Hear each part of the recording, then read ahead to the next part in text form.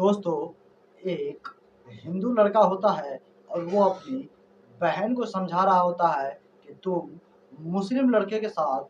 मत घूमो, तुम उससे शादी मत करो क्योंकि तुम्हारी शादी हो चुकी है और तुम अपने परिवार में बहुत ही अच्छी तरीके से खुश रह सकती हो। लेकिन उसकी बहन जो होती है वो उस मुस्लिम प्रेमी के लिए अपने भाई की बातों को नहीं सुनती है। लगातार भाई उसे बार-बार समझाता है कि हम हिंदू हैं और तुम्हारी शादी मुस्लिम लड़के के साथ कदापि नहीं हो सकती, इसलिए तुम जिद मत करो। लेकिन उसकी बहन जो थी, वो यह सब समझने को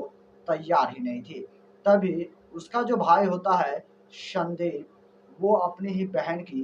गला घोंटकर हत्या कर देता है और हत्या करने के बाद उसकी बॉडी को कुएँ में फेंक देता है और उसके बाद रात भर वो जंगल में छिपा रहता है और फिर सुबह जब होती है और उसके बाद जो सच्चाई सामने आती है वो और भी भयावह होती है। यकीन मानिए, इस पूरी कहानी को सुनेंगे तो आप भी दंग रह जाएँगे। आखिर यह पूरी कहानी क्या थी और यह घटना क्या है? चलिए आज के इस वीडियो में विस्तार से समझते हैं। नमस्कार दोस्तों, मेरा नाम है सुशील पंडित और आज की यह घटना उत्तर प्रदेश राज्य के फतेहपुर जिले की है। उसी के अंतर्गत छोटा-सा एक इलाका होता है, उसी इलाके की रहने वाली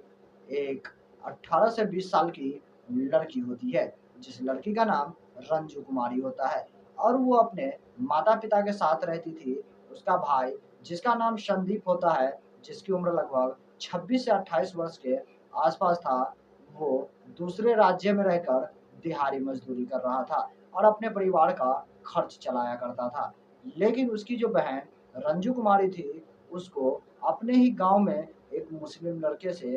प्रेम हो जाता है और लगभग 3 सालों से यह रिश्ता चल रहा होता है। लेकिन जब इस घटना के बारे में उस लड़की के माता-पिता को ये बात पता चलती है कि उसकी बेटी का किसी लड़के के साथ चक्कर चल रहा है, तभी उसके माता-पिता उस बेटी रंजू की शादी जल्दबाजी में एक अच्छे खासे घर में तय कर देती है और आखिरकार 1 मई 2026 को उस लड़की रंजू कुमारी की शादी हो जाती है और शादी के बाद वो लड़की अपने ससुराल में चली जाती है। लेकिन ससुराल में जाने के 4 दिन बाद वो लड़की फिर से अपने मायके वापस लौट कर आती है और अपने माता-पिता के साथ रहने लगती है। लेकिन वो अपने प्रेमी से मिलना-जुलना नहीं छोड़ती है और आखिरकार 10 दिन के बाद अचानक से रंजू कुमारी, जिसकी अब शादी हो चुकी थी, वो अपने मुस्लिम प्रेमी के साथ 3 दिनों तक फरार रहती है और जब इसके बारे में उसके परिजन और लोगों को पता चलते हैं, तो वो आखिरकार उन्हें ढूँढ कर 3 दिनों के बाद 16 मई 2026 को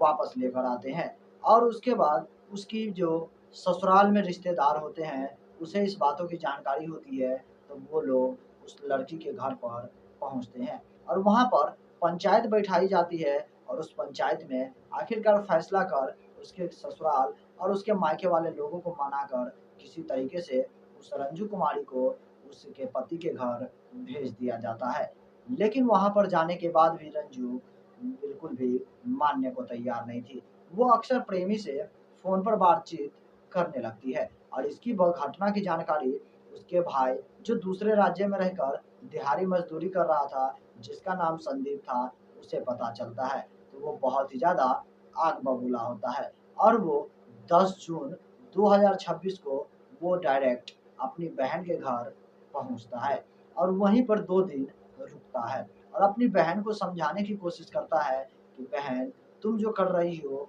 वो गलत है, क्योंकि अब तुम्हारी शादी हो चुकी है, तुम अपने पति के साथ खुश रहो और एक अच्छा-सा जीवन बिताओ, क्योंकि वो लड़का मुस्लिम है और तुम उससे शादी नहीं कर सकती हो। जैसे ही संदीप यह बात अपनी बहन को समझाता है, उसकी बहन समझने को तैयार ही नहीं होती है। आखिरकार तभी संदीप वो अपनी बहन को लेकर अपने साथ अपने घर के लिए निकल पड़ता है और वहाँ से वो एक टैक्सी बुक करता है और उस टैक्सी के साथ जल्द ही वो अपने गाँव के इलाके में पहुँच जाता है और वहाँ से कुछ दूरी पर उन दोनों को पैदल चलकर अपने घर पहुँचना होता है। तब भी वो दोनों एक-दूसरे से यही बातचीत करते हैं, भाई अपनी बहन को लगातार समझाने की कोशिश कर रहा है, लेकिन बहन अपनी जिद पर अड़ी हुई होती है। आखिरकार भाई बहुत ही ज़्यादा परेशान हो जाता है और जब उसकी बहन नहीं समझता, तो वो सुनसान खेत के रास्ते से जा रहा होता है। उसी खेत में अपनी बहन का